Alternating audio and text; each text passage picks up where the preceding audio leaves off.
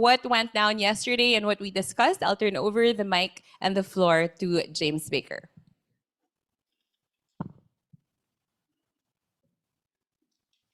Great. Thank you very much. Yeah.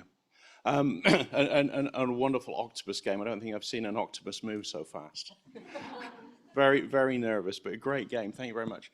So we had a very good day yesterday. I enjoyed it. I wasn't feeling very well, so I apologize if I wasn't quite as bouncy as normal, but feeling better today. So we got some very good feedback from the forms you all filled in. Thank you for doing those. It seems that everybody enjoyed themselves. We learned a lot of information. We had some very, very good presentations. We're starting to see this link. It started yesterday by talking about the integration, the opportunities for circular economy, going beyond simple materials and components and products into the wider systems, wider sectors. The climate change angle, it's a good access point for us. A lot of circular economy, certainly plastics, has climate change mitigation. It also has climate change adaptation. We saw that plastics are damaging flood defenses. They are causing flooding from blocking up drains, etc., etc. Coordination, trying to get that link at the same time, either through different ministries, through different projects, but also looking at the timescales. We talked earlier yesterday about circular economy is not necessarily a point in time. It can be something that is achieved over time.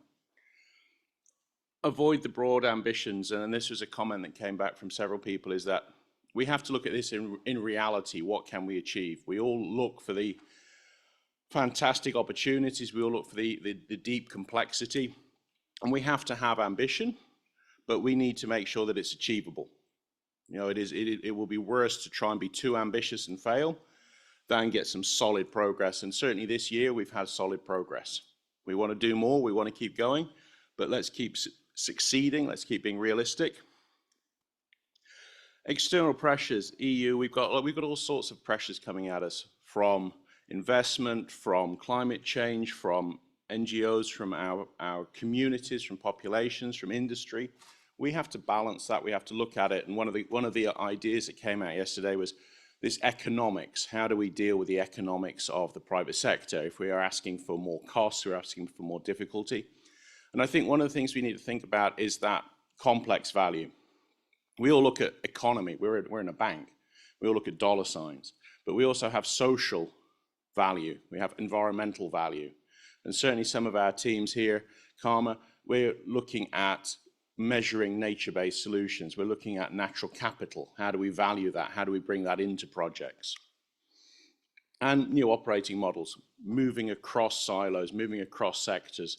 And certainly as our government colleagues here, how do you make your government systems, your ministries easier to deal with? How do you allow it to flow more effectively so that as projects move forward, you're helping, you're supporting, you're enabling? So as we looked at some of the Global Plastics Treaty, I think this is going to continue to be a big thing for us in plastics. And it's also going to start to lead the way in how circular economy for other products, other activities is brought into international law, is brought into national obligations. We've already seen it happen with carbon. We're seeing it happen with other products. We're seeing it happen with plastics now. But it's something we can learn from, and it gives us a real opportunity. We had a presentation yesterday about plastic credits, mobilizing investment, mobilizing capital. So think about how we can use circular economy, how we can use our projects, our decisions to mobilize other capital. If we're doing a sovereign project, is there an opportunity to bring in private sector funding? Is there opportunities to bring in other funds, other ideas? Can we catalyze other activities? And obviously the plastics treaty for us is a key underlying activity. We're going to continue to focus on that. We had a lot of conversations outside of the room yesterday about plastic credits. We've had this recent bond from the World Bank and Citibank on plastic credits. So it's exciting times for us.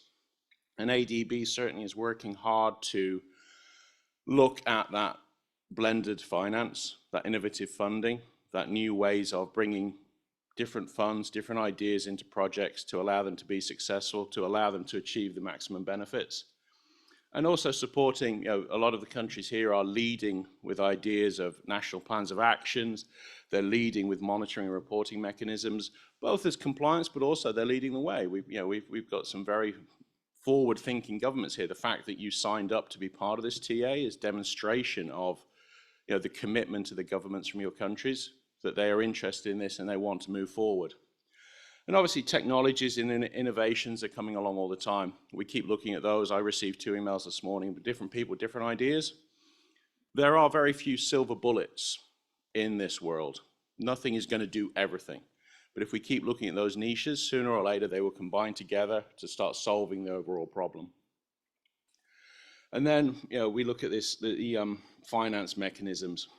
The Blue Sea Finance Hub, Gillan told us about the Finance Hub, and ADB is actively developing these different specialist hubs. It can sometimes be a bit confusing because different investors, different groups have different targets. And one of our jobs as a bank is to bring those together, collate them into accessible funding. And certainly as we move forward into the next few years, we're going to be looking at how we can make that financing more accessible for projects, both private sector and sovereign, how we can blend grants, how we can blend different ideas to continue to motivate, continue the momentum for these projects in circular economy, in sustainability, in nature-based solutions.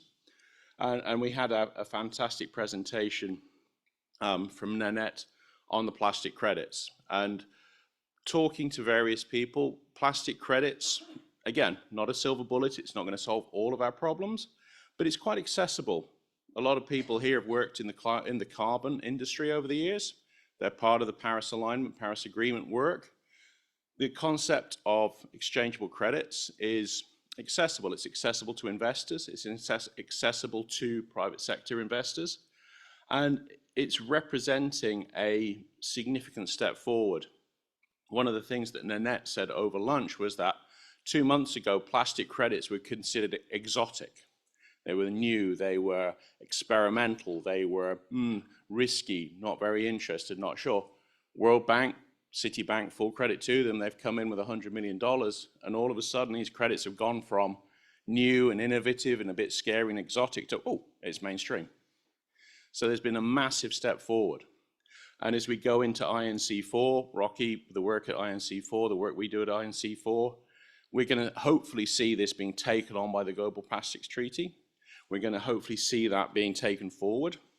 And certainly as we look at different opportunities for credits, you will remember that Nanette showed a slide where she had 4 different types of credit. Some were for impact, some were for innovation, some were for infrastructure and CapEx, some were for OpEx.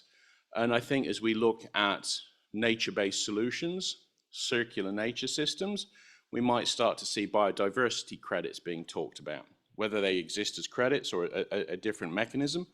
But this concept of trading work, trading benefits, and allowing systems, the circular system of producers, governments, consumers, projects to finance, to mobilize that flow of money around the system and allow us to offset the economic costs through the commitment of populations, through the commitment of governments, through the commitment of funds to achieve sustainability, to drive the sustainability forward. I think that's something we're going to go see more and more of. And hopefully as we finish today, we talk some more, we're going to learn about how that happens. And one of, I think, Pajaki, your comment, how do we motivate? How do we change behaviors? How do we change how people think? One of the biggest problems we have with circular economy is the consumer behavior. People say, can we get, plastic's bad, can we get rid of plastics? Will we ever get rid of plastics? I think one of the comments yesterday was, will there ever be a world without plastics? And I think the reality of it is, many plastics on their own are not bad. They are the most efficient way to achieve that. The problem we have is our behavior. Our single-use plastics, our throwaway society, our lack of consideration. So as we go in today, we start to look at the opportunities for circularity and gender. We start to look at some of the other options. Think about that consumer behavior. Think about that behavior. And I mean, certainly, Kumwasanal, you made the comment about gender and circularity. Coming from a very traditional English home, what mum said was law. So there is a real opportunity for women to drive this. We have Diane here, female entrepreneur, woman-led enterprise. We have many women in here who are leaders. And I think that's going to be a real opportunity for you to drive circularity, for you to take the mantle forward and to show us the way to do this. So I shall pass it back to Anna. Hope you all have another fantastic day. I look forward to it. Enjoy yourselves.